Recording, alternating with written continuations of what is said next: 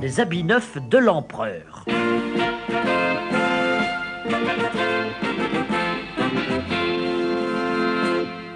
Il faut absolument que l'empereur le sache, répétait le chancelier. Il n'y a plus un sou dans le trésor, l'empereur a tout dépensé pour ses habits. Mais le soldat, qui gardait l'entrée de la chambre de l'empereur, refusa de laisser pénétrer le chancelier. « Je regrette, votre grandeur, dit-il, vous ne pouvez entrer. L'empereur est encore dans sa garde-robe, il choisit sa toilette d'aujourd'hui. » À ce moment, la porte s'ouvrit brutalement et l'empereur apparut, suivi de son premier ministre. « Sachez que je ne peux recevoir personne aujourd'hui, je n'ai rien à me mettre. Ah, monsieur le chancelier, vous voilà. Remontez donc les impôts de 10%, il me faut absolument un habit neuf. » « Mais majesté, lever de nouveaux impôts est impossible, les gens n'ont plus d'argent. »« Ça m'est égal, dit le souverain, je désire un habit neuf, c'est moi l'empereur, et je peux avoir tout ce que je veux. » Il n'y avait bien sûr rien à répondre à cela. Aussi, lorsque deux étrangers se présentèrent ce jour-là aux grilles du palais, affirmant qu'ils étaient tailleurs, les laissa-t-on entrer pour voir l'empereur. Les deux hommes se prétendirent capables de tailler les plus beaux habits du monde dans le tissu le plus fin. « Où est cette étoffe? Montrez-la moi, je veux la voir !» s'écria l'empereur. « Nous ne l'avons pas encore tissée, dit l'un des tailleurs. Donnez-nous de quoi le faire, un métier, une belle salle, et nous nous mettons au travail tout de suite. Nous ne possédons quant à nous que notre talent et bien sûr la magie. » « La magie?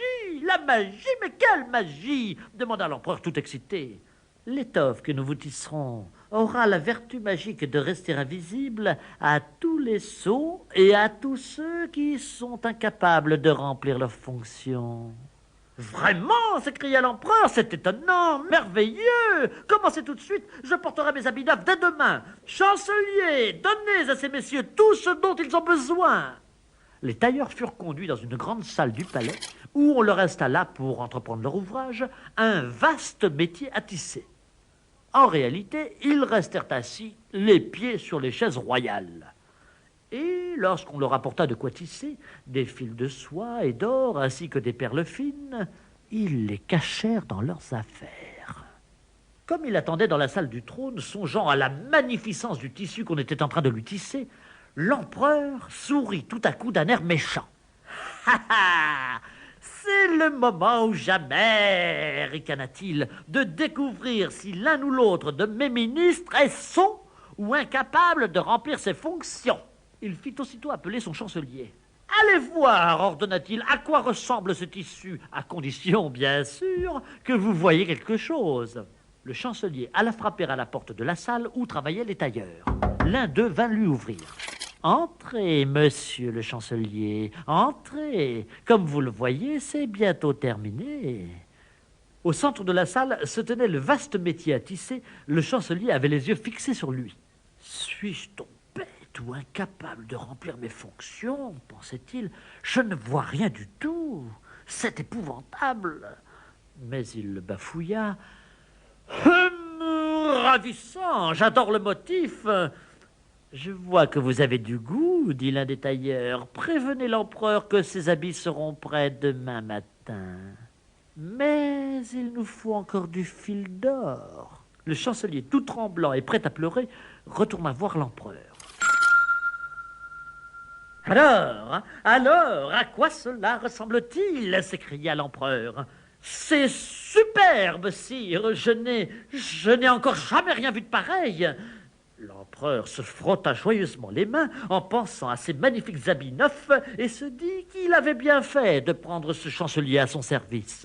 « Maintenant, envoyez l'archevêque jeter un coup d'œil à mes nouveaux habits. » L'archevêque alla voir le tissu magique, puis après lui le premier ministre et enfin le commandant en chef des armées. Tous fixèrent avec étonnement le métier à tisser et constatèrent à quel point il était épouvantable de ne pouvoir discerner le moindre petit bout de tissu. « Suis-je stupide ?» se demanda l'archevêque. « Suis-je un sot ?» pensa le premier ministre. « Ne suis-je pas à ma place comme chef des armées ?» s'inquiéta le commandant en chef.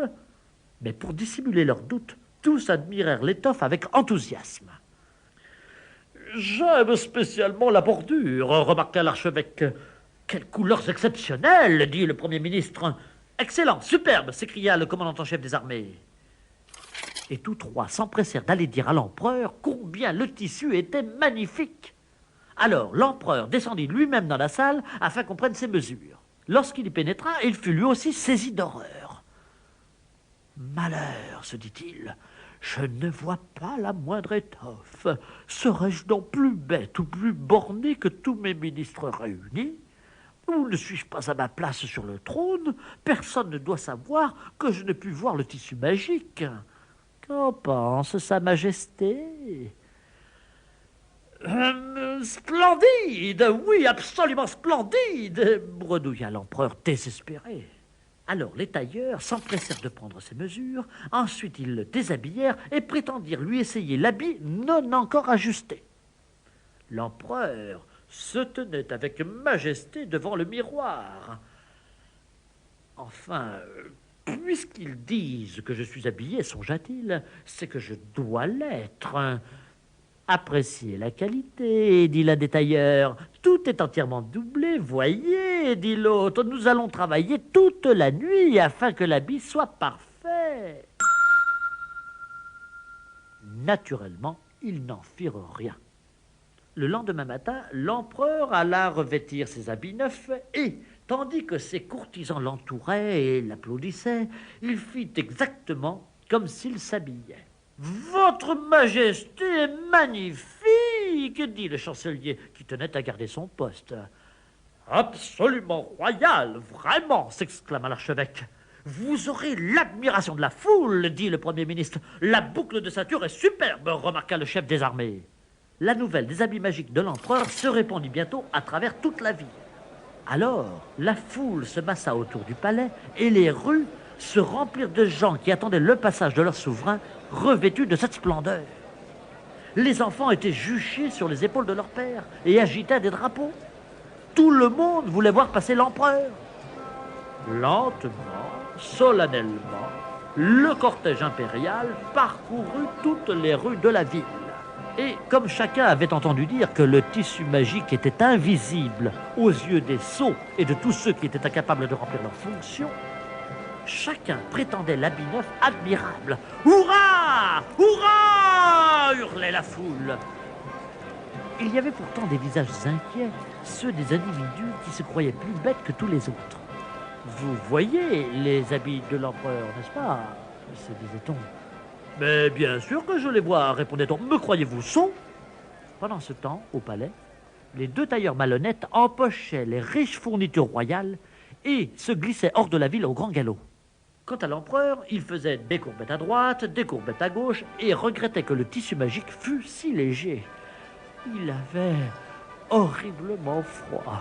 « Regarde, regarde !» dit un père à son petit garçon. « Voilà l'empereur !»« Lequel est-ce, papa ?»« Celui-là, avec ses beaux habits. »« Mais il est tout nu, regarde, papa, il trempe de froid, il ne porte aucun vêtement. » Tout autour, les gens regardèrent l'enfant avec stupeur. « Excusez-le, il est trop jeune pour comprendre, » expliqua le père.